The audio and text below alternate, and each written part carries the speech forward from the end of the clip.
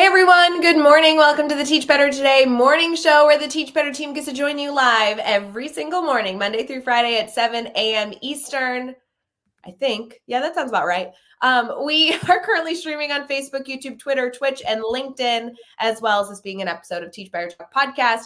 Make sure you go subscribe and follow on all these platforms. We want to make sure that we only, not only don't miss you, but we also want to connect with other educators. And by following us, you are helping other educators connect with the team, which we very much appreciate. We'll be right back for the show.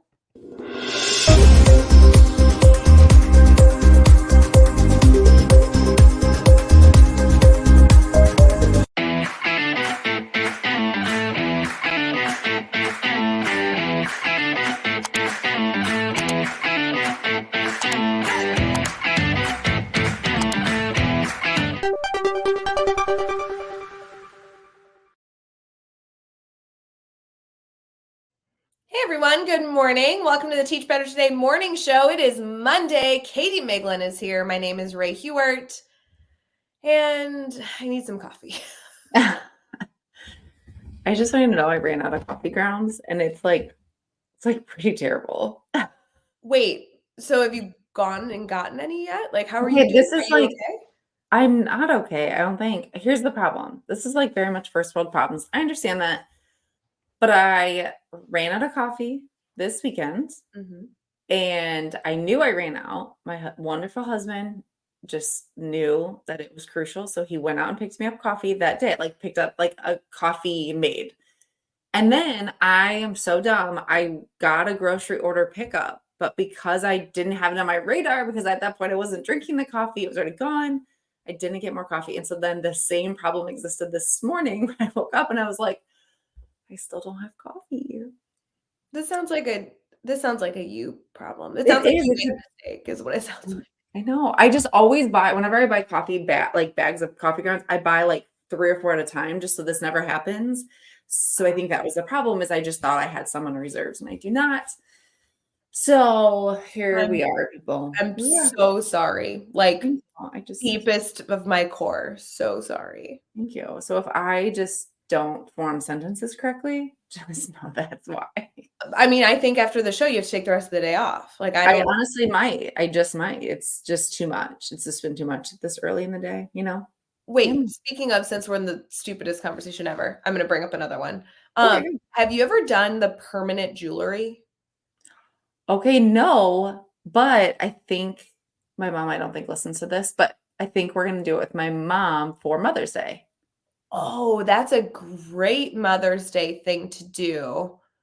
Mhm. Okay, cool. Yeah, you should. I highly recommend. But I you've done it, right? I have. I was at a Galentine's Day party, like a Yeah. Valentine's Day party for girls where they like brought someone in who did it.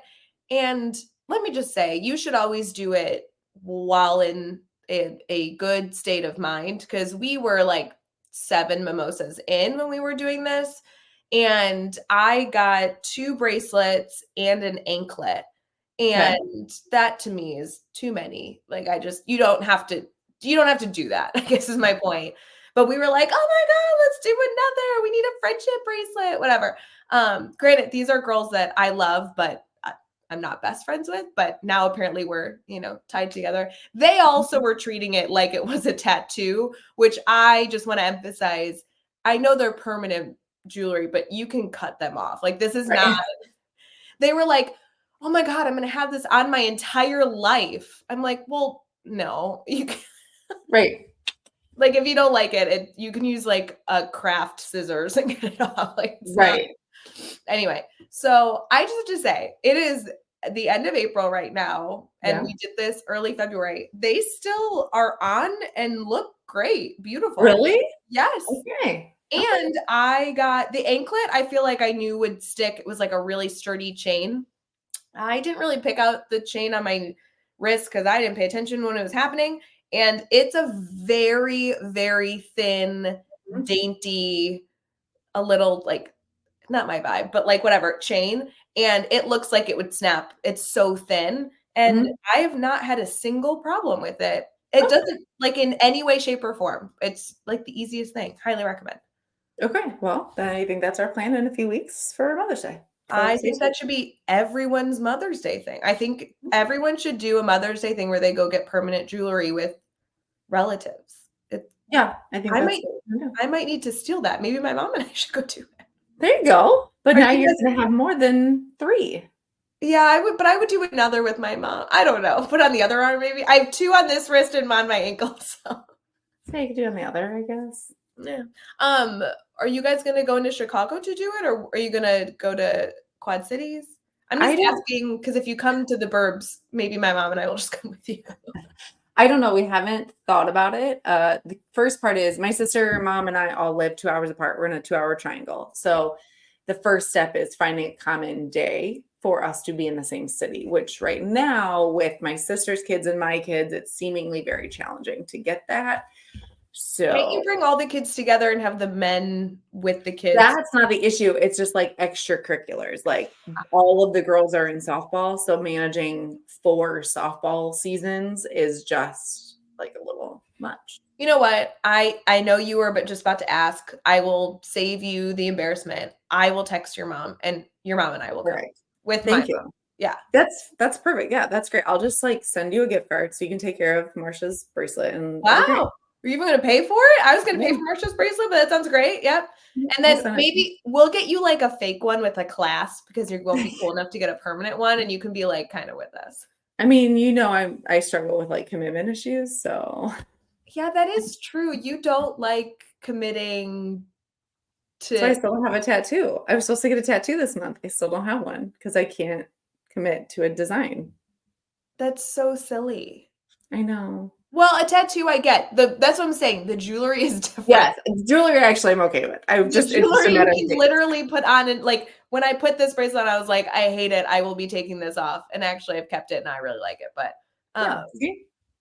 yeah, it's just it's all these little teeny tiny hearts that are linked together. Oh yeah, that's not your vibe. No, it feels a little too kitschy. Like it feels very we did this on Valentine's Day versus any other. I don't need like this many. I don't need 92 hearts on my wrist. You don't? It's not usually my vibe. No. Okay. Anyway. Okay. Right. We have a listener question that we were going to get to. Should we do that now? Yeah, let's do it. All right, we'll be right back.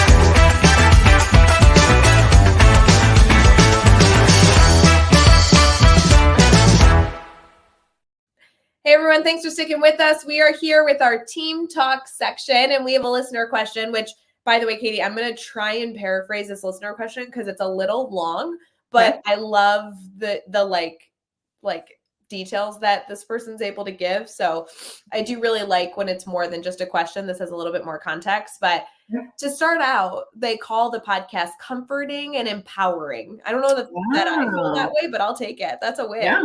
Okay. All right. Then it goes into a little bit about their classroom. It says, in my classroom, I strive to create dynamic learning environments where students feel valued, challenged, and inspired to reach their full potential. I'm deeply passionate about cultivating a culture of curiosity, creativity, and collaboration where every student's voice is heard and respected.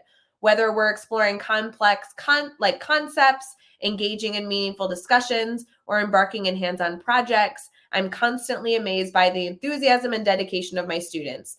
That being said, I recognize that there's always room for growth and improvement, and I find myself struggling with a few elements of my classroom environment.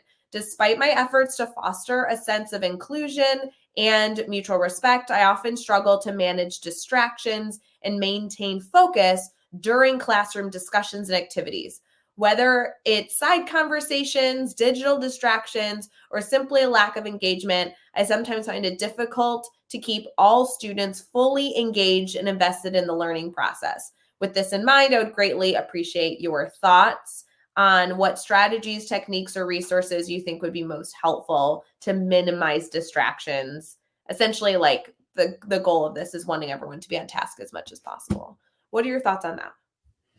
I think it's important to acknowledge that, like, I don't want to just give necessarily classroom management tips, because I think a teacher that has the best classroom management, veteran teacher who just like has really strong classroom management strategies will still face this. Like, this is a reality, and it just depends on your group. You know, we've had groups of students that are super chatty and super off task, and like, doesn't mean that you don't know what you're doing. It just means that you got to find some different tools in your toolbox.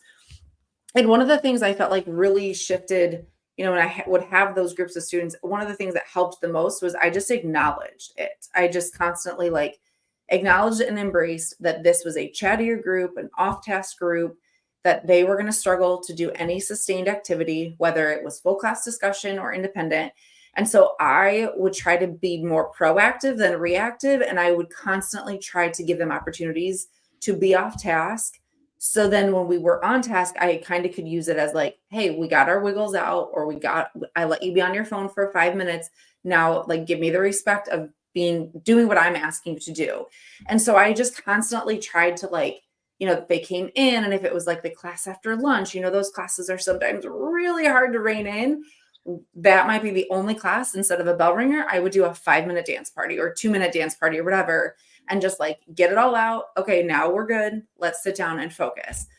Or if it was like, hey, I noticed you guys are obsessed with your phones lately. Let's get through these 10-minute mini lesson, and then I'll give you your phones for 3 minutes, and then we're going to get back to work. Like, just any of that, which I know it sounds kind of like bartering and maybe like, you know, not necessarily the best, but to me, it was like a give and take. Like, I'll give you some of your time if you give me some of mine, but we got to get to the end result together. I love this recommendation. The other thing that comes to mind for me is the order in which you give certain directions or materials can make a massive impact. That's a 100%. big part of when we're able to go into classrooms and do classroom observations with any sort of classroom. But like a lot of them, it's not that the teacher's doing anything that I want to adjust, except I want to just flip around the order of how they give directions to help with some of that. So, for example, having your desks at the beginning of class be set a certain way, maybe they have certain things out, have very high expectations around, is the laptop closed? Is the laptop open? Feel free to start your time when you're trying to get students' attention. Start with the expectation, laptop should be closed right now. Like allowing these pieces of whatever you need to share with students to be in a very, very specific order can be a really good step. That way they have a less opportunity to be distracted because you've already eliminated what typically distracts them not being in front of them anymore. So, and sometimes I think, you know, we're kind of in that fourth quarter, end of year, whatever your season is right now. But I don't think it's too late to pull out some of the tips and tricks, because there were many things that I didn't necessarily need all year long, but fourth quarter came and I was like, we're doing class competitions, the classes that can be on task for the longest, or a class that can get started. You know, I've seen everything in classrooms where people, like, they start class and they do a countdown and they're like, okay, give me 5, 4, 3. And then as soon as the class is ready, that's how many points they get. I've seen they give a point for every student that their desk looks how you explained it. So anything like that can be pulled out, especially if you're seeing it's becoming a struggle this time of year, it's getting worse. Like, it's okay. It doesn't have to be because it's not a transition time. It can be like, hey, May 1st, we're starting some of this stuff to get through the end of the year. Like, you want to end on a positive note. What you don't want is the last 4 to 8 weeks being that you're constantly crabby with your students because their behavior is less than ideal.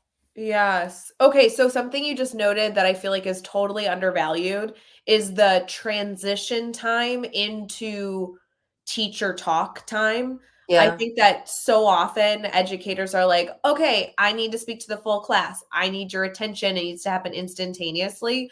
The reality is that we would never operate that way as adults. Like in a Right. staff meeting, if your principal is like, hey, everyone, I need your attention, it takes like 3 to 5 to 10 seconds to get everybody in a spot. And it's not because you're unwilling, it's because you're wrapping up something, your brain is like finishing a task, and then it's going to transition. And that lag time is really valuable and expected for the human brain. So being able to do something you modeled there, like 5, 4, 3, 2, 1, that gives that space for students to then be able to be better receptive to you. And you can do that by giving them that lag time and then giving them what it looks like to have their full attention. So you should not be speaking when students are looking at their computer. It's just my belief. I'm pretty stringent on that. That's like a big thing. Like close your computer at the 45-degree angle, whatever it is. That's what it looks like to me to see that you're ready. So I'm going to give you that lag time. Maybe it's 10 seconds, maybe it's 5. And then I'm going to be looking at the room to see that every single student has modeled that they're ready for me. And then I'm going to give my instructions. Saves everybody a lot of stress. I think too, just acknowledging they're human, and like you said, like we wouldn't expect some of this stuff from adults. And I know, we could open the can of worms of like, but students should respect their teachers and give adults the respect, like fine. But at the end of the day, like they're still human. And if we're not going to expect an adult to have that behavior, then we really shouldn't expect a kid to have that behavior, no matter what grade you teach. So yeah, being mindful of like, if they're coming in and it's a passing period for, especially like our secondary students, they might need a second to hear what you're saying, another second to process it, and then a third second to wrap up what they're doing. So it's ideal for you to give them a little bit, like I always did a countdown, because then I felt like I would start to get them, they'd start to hear the class get quiet. But just, being all of a sudden like, okay, we're starting, isn't probably going to happen no matter who you're dealing with. So being mindful of that, if you have students that have to be doing something at this point of the year, we know our students, we know if some of them are fidgeters, they need something in their hands. Can you give every kid a Post-it note and that's their doodle space while you're giving instructions, something that's not on their paper, something that's not going to distract them. It's literally just a little doodle pad. But like this is the time of year where like pull out the stops, and so that you can embrace and enjoy all the little moments with your students until the end of the year, because nobody has any energy left. And so you don't want to spend any more energy redirecting and, getting on students. It's just not fun. Love all these tips and tricks, and love our listener questions. So please feel free to keep sending those in. You can email or direct message any of us here on the team, and we'll make sure to get it on the show. So thank you so much for submitting these. We love having the discussion. And personally, I really like context about the classroom, context about the teacher. Really allows listener questions to be a little bit more rich and fun to discuss. So hope you guys have a wonderful rest of your Monday. And we'll see you hopefully later tonight on the replay of our Sunday weekly warm-up, and then tomorrow on the Today Show. See you soon, guys. Hey, Teach Better community. Thank you so much for joining the Teach Better Today morning show every single weekday at 7 a.m. Eastern. We have so many resources for you outside of this live stream at teachbetter.com, including blogs, podcasts, and professional development that will bring our team to your school. Wherever you are listening from this morning, please make sure you are sharing and celebrating the incredible educators in this world. And hey, if you are listening over on a podcast to Teach Better Talk, we would love a 5-star review. The comments are always so entertaining. We'll see you tomorrow.